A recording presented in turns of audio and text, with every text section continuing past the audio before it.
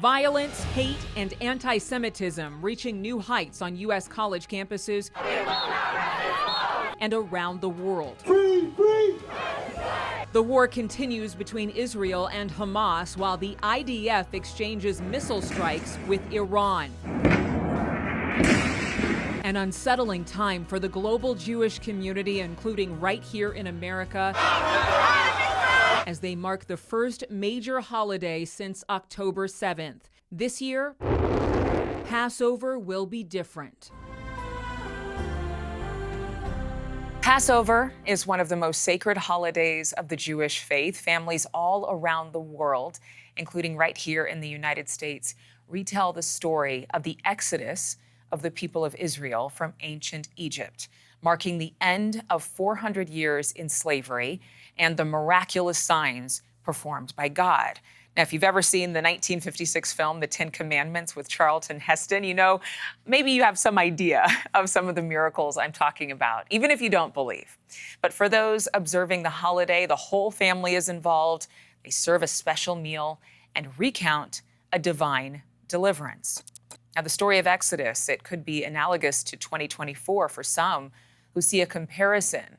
How at the time, the Egyptian Pharaoh would not let the Israelites go, and that when they did leave, it was to settle in a land that they were not familiar with at the time. Today, it has been over 6 months of captivity for over 100 people still hostage since October 7th. And today, there are still disputes over the state of Israel's right to certain land in the region.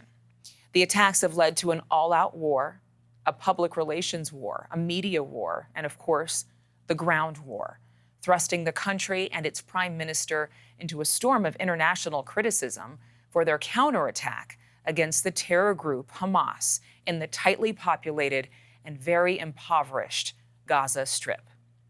The first Passover historically traced back to about 3,500 years ago.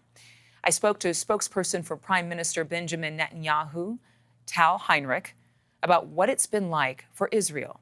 And I also had the chance to speak to a survivor of October 7th and a family member of a loved one taken by Hamas. Now, I want to be clear, until we get both an education and empathy, we are not doing our job. You might learn something today, something you didn't know before, about what it's like in Israel right now, what it's like to be Jewish right now. Did you know that those who were attacked on October 7th are currently displaced, some living with total strangers? Well, maybe not strangers anymore. They welcomed those evacuees in as their settlements were destroyed, devastated by terror. Here's my first conversation with Tal. You know, our nation has gone through so much. We've been around for more than 3,500 years. This is another chapter. It's a sad chapter, of course, but it's all, of course, intertwined because we know what it takes to survive in this very, very tough location. Yeah. And right now, we're saying that in order to survive, Hamas can be no longer. And as we've done in the past, we took this decision as a nation, and we have prevailed. And we will prevail again. I hear people, including Jews, who say, oh, Netanyahu doesn't know what he's doing. But when I hear you say, this is a decision we made as a people, why is there not more attention on that? I think many people are failing to understand that Israelis right now, especially after October 7th, are not really dealing with politics. What we're doing now is a war of survival, a war of self-defense that we didn't start and we didn't want. And one of the reasons why we're not talking so much, we're not engaged in fierce political debates, as you know, we've had them before the war, you covered them, is because when Hamas terrorists invaded our country with their army of death squads, they didn't ask us, who did you vote for? Were you for a judicial reform or against a judicial reform before they burned these families alive, before they raped these, female partygoers, before they abducted children? So right now we are so united, and I've never seen anything in Israel like this before. Everyone is doing something as part of this national effort. It is a national effort.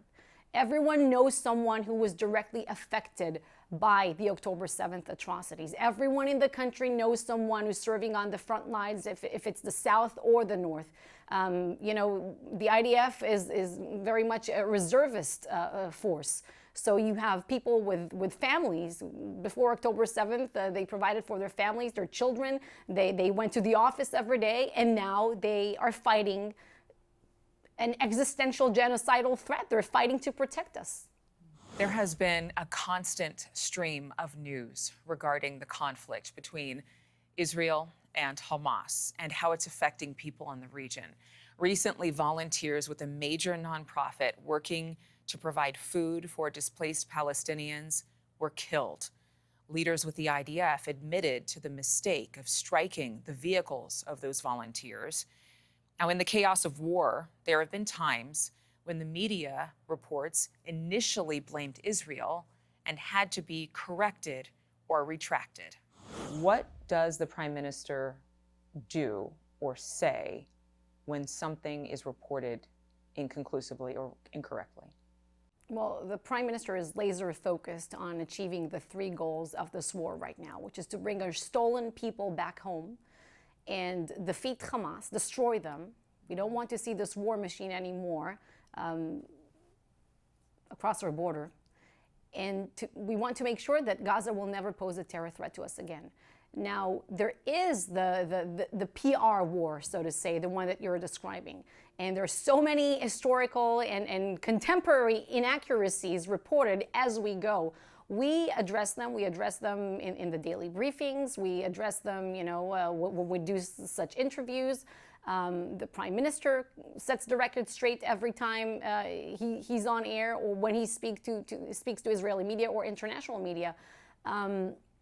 But yes, it's unfortunate that we have to keep doing it, that we have to keep being on the defense. When we were attacked, we didn't want this war. Again, I keep saying it, we didn't start this war. And there's a reason why we must achieve a total victory in this war. And I think the United States understand that more than anyone else, because we share very similar values.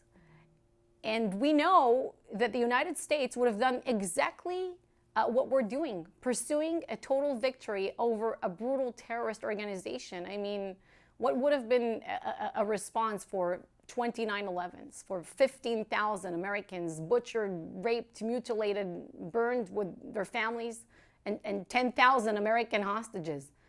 What would have been the response? So exactly because we have such shared values, we know that the United States wouldn't have acted much differently either. And we take advice from our best friends. We consult with them. We share our concerns with them. We don't have to agree on every small detail. You and your government, as well as your Prime Minister, have been very gracious, continue to call the United States friends, even best friends, even in light of so many Americans who've been more pro-Palestinian than pro-Israel at this current time. And it doesn't go unnoticed, the humility of your responses, but I want to speak to, does Israel feel supported by America right now, or does Israel feel supported mostly by certain parts of America, like the faith community, which has been so vocal in support of Israel? Many people here understand. They can tell right from wrong and good from evil. Yes, it's Israel's war against Hamas, but it's more than that, because bad players, terrorists around the world are observing, they're watching now, they're taking notes. And if we, and by we I don't just mean Israel, I mean the civilized world, including the United States, which leads the free world, if we don't send the right message right now, it's an open invitation for more terrorism worldwide. If someone thinks that Israel should take the fire for Hamas's own actions, own atrocities, it's simply wrong. It's an open invitation for more bloodshed and chaos around the world. If someone wants to see a better future for Palestinian children, they should call for Hamas's surrender. They should chant and go out there to the streets and put pressure on, public officials and whatnot. Not to call for a ceasefire that will leave Hamas in power and our stolen people in Gaza, but to call for them, for Hamas to lay down their arms, to surrender their terrorist squads, and to bring all of our hostages home. This is what someone who truly cares about Palestinians would do. Because Hamas has been in power in the Gaza Strip for more than 16 years now. What they brought on the people of Gaza is destruction, it's bloodshed, it's poverty, it's misery. And they bribe Palestinian children out of their future. They're teaching them that there's no future for them as long as the state of Israel exists. As long as they're a Jewish state. They're teaching them that they should not care about their own well-being and pursuit of happiness, so to say, but rather that they should care about the dream of obliterating the Jewish state, and that they are refugees of wars that they started historically. And until when? Until there will no longer be a Jewish state. So if someone truly cares about Palestinian children, they should be calling on Hamas to surrender and for stolen people to come back home. I was talking to someone and they said, as they know, as they were brought up in Sunday school, those who bless Israel shall be blessed. Those who bless me shall be blessed. It says in Genesis, Father Abraham. What is the prayer that's being prayed in Israel by the Israeli people right now? We're praying for peace. We're praying for the expansion of peace, the circle of peace, because we did it, with Arab neighbors, and we were on the verge of another major diplomatic breakthrough in the region, and we want to continue it. We hope it will be sooner than later. We have no doubt that once we defeat Hamas, these dark forces, the terrorists that want to take our region backwards to the Middle Ages, the circle of peace will be expanded. And this is what we're praying for. We're also praying for resilience, strength to these families who need it so much. But I'll tell you this, Adrienne, we're praying for them, but these families, the families who were hurt most, are somehow the ones giving us the most strength. And I could sit here with you and translate, long texts of soldiers, IDF soldiers who fell in battle. And it's so moving to read their last words, the letters that they left to their families, that they wanted our nation and their families to read in case they fell in battle.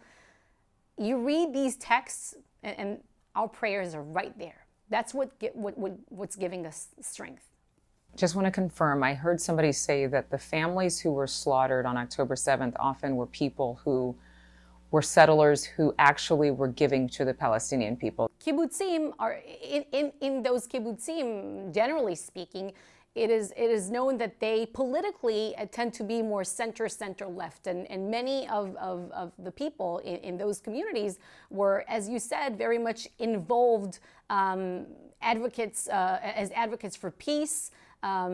Usually this political camp is more willing, let's say, to make concessions to the other side, to speak about territorial withdrawals, economic incentives. But every time Israel has done that, it was answered with more bloodshed and more missiles raining on our communities. And after the Oslo Accords, if you remember, the buses exploding in our cities.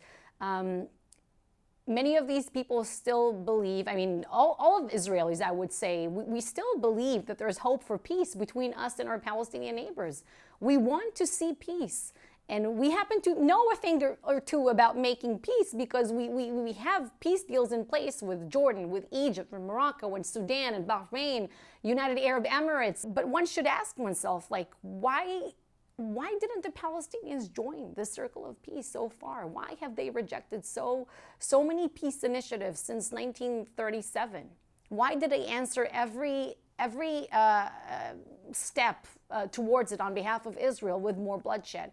And right now the answer is because they weren't ready for peace. They didn't want peace. They didn't want their own state next to Israel, but rather one instead of Israel. And as long as this is the case, we cannot have real peace, because real peace will require a commitment on behalf of Israel, on behalf of the Palestinians, on behalf of the international community, and deep changes and processes that the Palestinian society will undergo. And we hope that we're creating the conditions just for that when we're operating in Gaza right now. We hope that once this war is over, the Palestinian society will be demilitarized and de-radicalized. And we know historically, based on global precedents, we know that this can be done. So, of course, we're not giving up hope. Tal expects to see more countries enter into peace treaties with Israel. In a statement, Prime Minister Netanyahu, quoting the Bible and the book of Exodus, referencing the first ever Passover in ancient Egypt when Pharaoh would not let the Israelites go. He asked, "Why is this night different, citizens of Israel?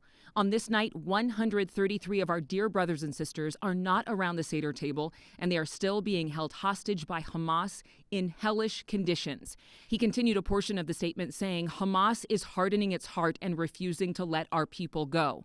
Therefore, we will strike it with additional painful blows, and this will happen soon. In the coming days, we will increase the military and diplomatic pressure on Hamas because this is the only way to free our hostages and achieve our victory." End quote.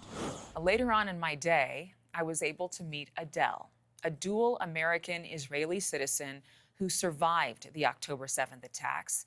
She was grateful we were again sharing the story of the hostages, including some of her friends who remain in Hamas captivity. I was so surprised to see the support that we do get from the Christian community, especially these days. I mean, it's been a few years that I've been hosting people in my home on my kibbutz, and last December 22, I hosted a group of 120 Christian media journalists, and so I've come to learn what an amazing resource of love and support we do have in the Christian community, in the evangelical communities in the United States especially. We're feeling very alone in the world, and especially if you look at social media, which I really should do a lot less, because it's giving a horrible picture. It's distorting reality, and it really does make us feel alone. And everything that's happening is being flipped, and all of a sudden we're being called genocidal. It's just, it's very incomprehensible and very lonely as a Jew in Israel and as Jews in the United States who are feeling fearful for their lives. They're scared to walk around with stars. I was walking in Nashville the other day, and I have my star and I always wear it. And then I'm thinking, there were Nazis walking here just last Saturday. Dare I really walk with this? I did. I don't live here though, and I know that I've heard stories of Jews in America who are taking the mezuzah off their door and hiding signs of their Judaism. And we're 2024. How can this be happening? So the support that I'm seeing now, it's just so inspiring for me to come here and to feel the love that I'm getting from the Christian community. It's just like this place is one big bubble, so it's like this big bubble of love and support. It's wonderful. I was in the Zionist youth movement when I was a child, and I learned about my roots and my people, and I went on a gap year program in Israel and fell in love with the country. I went back to the States to go to college, like all good Jewish girls are supposed to do. And then the Yom Kippur War broke out, and I said, well, what am I doing in the States? Israel needs me. And that's when I made Aliyah to a kibbutz. And I was immediately drafted into the army. And through my army service, I got to the kibbutz where I am today, which we usually call 95% heaven, because it's a beautiful place to raise a family and feel safe, usually. We're 2 kilometers from the border, that's about a mile. But until October 7th, I felt very safe. In fact, the evening before October 7th, I told my son, if you don't see me in the morning, he was sleeping over, he doesn't live on Nirem anymore, but I said, if you don't see me in the morning, it's because I'm gonna get up early before sunrise and take pictures of wildflowers in the field with sunrise. And thank God I was too tired that morning to actually do it, because I wouldn't have been standing here today if I had gone out that morning. But we have to work very hard. The IDF have a lot of work to do, and the government has a lot of work to do to return that sense of security to me. And it has to be more than a sense, because as I know now in retrospect, it just dissipated with the morning fog. It's going to have to be something solid, but we have to go home. How did you survive on October 7th? I locked the doors and the windows of my house. I went into my safe room, which does not lock, but my son was there holding the door handle down, which kept it locked to a certain extent, providing the terrorist on the other side didn't have the strength to open it. It was just so random, the attacks on October 7th. So my kibbutz was infiltrated by between 50 to 60 terrorists, highly armed terrorists with RPGs and flak jackets and helmets. They had everything. And they went from house to house, and I'm following the progression of the terrorists as they get nearer and nearer my house. We're about 450 people on the kibbutz, so I know where everybody lives. I know everybody, and I know where they are. And I'm watching the messages, the cries for help, saying, where are the army? Who's coming to save us? And nobody was coming to save them. I'm just watching, following the progression. And at one point, I know that they're in the neighborhood where my son-in-law and grandchildren are. I have 3 granddaughters that live on the kibbutz, ages 2, 6, and 8. And we're just sitting there waiting for them to come, and all of a sudden we hear Arabic outside and gunshots. And my son, who understands a little bit Arabic, they said to come away from there. And we didn't understand what that was about, but I was sure I was not going to see another sunrise. I was sure that was it. We were just sitting there, waiting for them to burst in and either kill us or kidnap us. So they started. Afterwards, about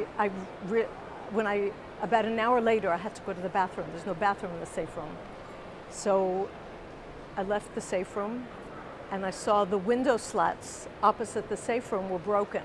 So they'd started breaking in, but then they got called away for divine intervention or dumb luck or my late husband watching over us. I can't say what it was, but they didn't enter my house. But they did infiltrate my son-in-law's house. And he heard them coming in, and he's armed. He's one of the first responders, but couldn't go out because he was alone with the children. So are these two? So no, they're not connected. Okay.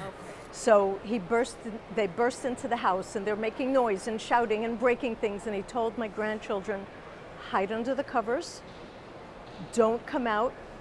You're going to hear a loud noise, just stay under the covers. He waited with his gun loaded, pointed at the door, and when he saw the handle starting to turn, he kicked the door open and shot the terrorist a few meters away. Sorry? You saw that? No, I did not know it was going on until the evening. And their mother, my daughter, they're separated. So my daughter was in her house alone, in the dark, under her bed, not knowing what was going on with her children, experiencing her greatest fear. From when she was 9, she was scared of infiltration. And everybody told her, don't worry, there's the army and there's the fence and we have the kibbutz fence and you're safe. Her greatest fear, her greatest nightmare was acting out on steroids on October 7th. So the pictures that I brought here today, our kibbutz had a lot of tragedies in general. The area, the region suffered a lot of tragedies. 240 people were kidnapped that day into Gaza, stolen from their beds and their pajamas, children of all ages, Holocaust survivors, kidnapped or slaughtered, tortured. So my kibbutz had a number of tragedies, but we also had a number of little miracles, such as what happened with my grandchildren. In my kibbutz, 5 people were slaughtered and 5 people were kidnapped. Nadav was with his 79-year-old mother, and they kidnapped the 2 of them. Yagev was with his wife, and they were both kidnapped. And another woman who was a visitor was kidnapped. The three women were released in November, but Nadav and Yagev are still wallowing in the bowels of Gaza, in the terrorist tunnels that was built with international funding that was supposed to go to the people of Gaza to build houses and universities and to make Gaza into Singapore of the Middle East. Here's a good question that I often ask myself. With an abundance of information and content that we view every day, how can we continue to keep these stories of innocence alive? People move on. It's not just about the news cycle. In life, we get busy. This Passover, families will not forget, but will say a prayer for everyone to return home. So that we don't forget, because we can't let them remain in Gaza without remembering them and without doing something to get them home, because we cannot even start to heal our society, our kibbutz, until they come home. And each day that goes by, there's less and less chance that they'll come home alive. They're not all alive. I have two friends whose names are engraved on the back of my dog tag, who were listed as kidnapped. About a month ago, it was announced that they were both dead. Their bodies still held hostage in Gaza. So 134 Israelis are still in Gaza, some dead, some alive. Some of my friends are in their late 70s, early 80s. They need medicine. They're not getting it. What's the prayer that you pray for those hostages and for your country? For the hostages, I pray that they have the strength to wait, and hopefully that wait won't be too long. It has to happen now, today, this minute, because my country can't move forward until we bring these people back. You know, the IDF has always had this saying that you don't leave any soldiers behind in the battlefield. These aren't soldiers. There's children there. The Beavis children, the redheaded children, the babies. I don't understand how the world is not demanding from the Hamas to let them go. How many lives would have been saved if on October 8th the UN had said, stop all hostages back, no discussion? How many lives would have been saved on both sides? Yael Eckstein, president and CEO of the International Fellowship of Christians and Jews, which has given support to hundreds of thousands of Jews displaced because of the attacks and the fighting in Gaza, provided this statement when I asked how Passover would be different this year for those celebrating. Here's just a portion of what he said. He told me that this holiday, where we celebrate redemption, it's important to remember there will be an empty seat at every single Passover table in Israel as we wait for our hostages to be redeemed and brought home. The scriptures say to remember that God redeems us and that in a moment, everything can turn around and things can be good. And I think that's the message that the people of Israel need now more than ever. Although we are resilient, we are also not okay. We have our sons and daughters and husbands defending the homeland. We are burying our children every day, and once again share the message that Israel is not alone. The fellowship is providing $5 million for Passover food for families who can't afford it and for evacuees, as well as the survivors of those who were in attendance at the Nova Music Festival. Yael also mentioned that those evacuees whose homes were attacked by terrorists for 6 months have not been able to work, have not been able to send their children to school. They haven't been able to go back home at all. And this is something that's not really spoken about in the news. Moshe Levy is a man who is advocating for the return of his brother-in-law, Omri, who was taken captive by Hamas. His family is one where they are displaced and now out of work, out of school, out of normalcy, still in shock. I moved to New York in September. This September? This September. I just graduated from business school in May in Philadelphia.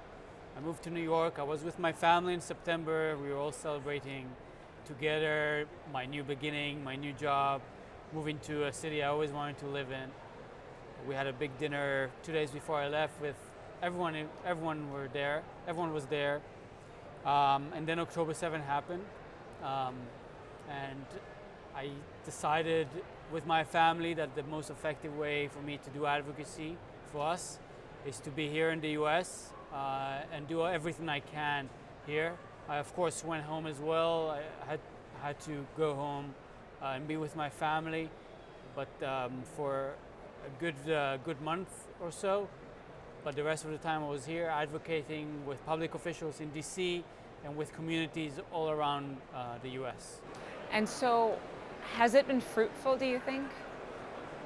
I think we have no achievement to show yet, because there's still 134 hostages who are held captive by Hamas. My brother-in-law Omri is still a hostage held by Hamas. But I think we've been doing a lot to raise public awareness to our plea, to try and make sure that different publics unite behind our call to bring them home, and to ensure that policymakers discuss this day and night. And I think the US administration has been doing that. Congress, both the Senate and the House, have been doing that. And that allows us to then go home to our elected officials in Israel and tell them, we need to bring them home. This needs to be your primary objective. And that, so to an extent, it has been fruitful, but we need to keep on growing because they're still there and we're still fighting for their lives. I was speaking to a woman who works for Benjamin Netanyahu's office, and she was saying that to tell Americans that right now Israelis are not concerned about politics. They're concerned about bringing the hostages home. There was so much criticism as to whether the prime minister actually aggravated the situation or if he was making the right choices. But there have been so much focus on the criticism and less focus on the fact that there are families still grieving these 134 hostages. Do you agree with that statement, that it is not a time for politics, it is a time for action? To a large extent, I agree with that. We need to focus on the objective of bringing the hostages home, whether through negotiations or any other path that our elected officials, and I'm grateful I'm a citizen of a democracy because I can go and demand it from them, that they do what they can to bring them home. This is not a political issue. It's a humanitarian issue. It's a multi-faith issue. People of different faiths were kidnapped. It's a multinational issue. People of different nationalities were kidnapped. And so we need to keep the discourse on that, which is why we're also pushing elected officials everywhere we go. And my sister and Omri's father, Dani, are currently in Europe meeting officials there. We meet officials in Israel. Here, we're trying to emphasize, keep the hostages out of the political discourse you conduct on the larger questions. Because once you put the hostages with the larger questions of the conflict, you complicate the negotiations for releasing them. What we need to focus now is to bring them home alive. There is a social contract the Israeli government needs to uphold to bring them home alive. And in my opinion, the international community needs to uphold the contract as well. What is the work that you are doing here where you can do work and also advocate for your brother-in-law? It's been a difficult time. I worked in management consulting. So I try and make sure that I can do the work, earn money for my family, because my entire family is displaced right now in Israel. They all lost their jobs. So in a way, the fact I was in New York that allowed me to provide for the family in a way. I'm the youngest child in the family, so it's a weird situation to find myself in. But so I keep on working as much as I can. The firm is very flexible and allow me to do it. But at the same time, I'm laser focused on the advocacy work for my family, for the cause of all the hostages. We keep on fighting for them. And we do it day and night. We can't stop. These are human beings who are waiting to be returned to their families. I need to see my sister happy again. I need to see my nieces with their father again, and I cannot stop until Omri is home. It's a difficult time. There's a lot of trauma. There's an emotional toll. As I said, displacement for the family, and a lot of other issues we're dealing with right now. And of course, the larger war that is affecting us as citizens. I served in the military for 6 years, so I know how such a difficult time it is for our soldiers who are in the front lines, and even those who are in the home front. But we keep on going, and we'll keep on going until they're home. That's our. Yet I will want to emphasize, I'm not a policymaker. I'm not a military strategist. I don't have the solutions. I'm an ordinary person who is laser focused on one thing right now, and it is to bring my family member home, to bring Omri home, and to bring all the hostages home. I hope that by bringing her home, we can begin healing ourselves as a society, and eventually also start addressing the larger questions of how we can coexist in the Middle East with our neighbors. They will need to deal with those questions as well, and we will not stop fighting. We will not stop. We don't need to justify our existence. We exist. Others need to recognize that, but we also need to learn to coexist with them. If I may add just one thing. Yes, please. I want to share with the audience who Omri is. I don't think I shared it. Please. And Omri's 46 years old, is a beautiful man with a gentle heart. He's known in the kibbutz, in Kibbutz Nachal Oz, where he lives with my sister and their 2 daughters, as he's known for his smile, because he has such a big smile. He's a shiatsu therapist and a gardener, so he would heal plants during the day, heal people in his clinic during the evenings. He had a magical touch.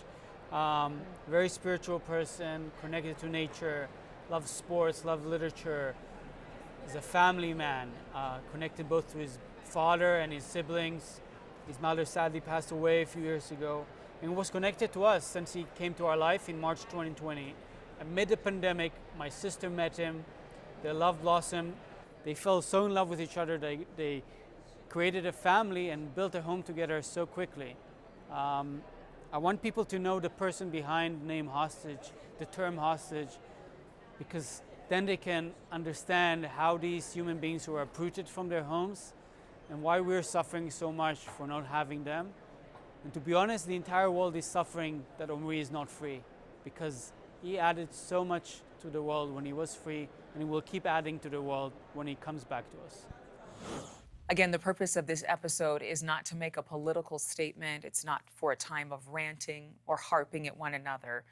This is a holy time for a nation, Israel, and for Jewish people who, from my conversations with them, have been in a state of limbo until they see every single hostage come home. Passover is truly a time when Jews remember that anything is possible. Deliverance at a time of terror and violence is possible. Hope is possible. Freedom is possible. May we all come to that realization. May we all be able to live that reality. Thank you for watching One Nation Under God. Thanks so much for watching. Go to joinnn.com to find NewsNation on your television provider. And don't forget to click the red subscribe button below to get more of NewsNation's fact-driven, unbiased coverage.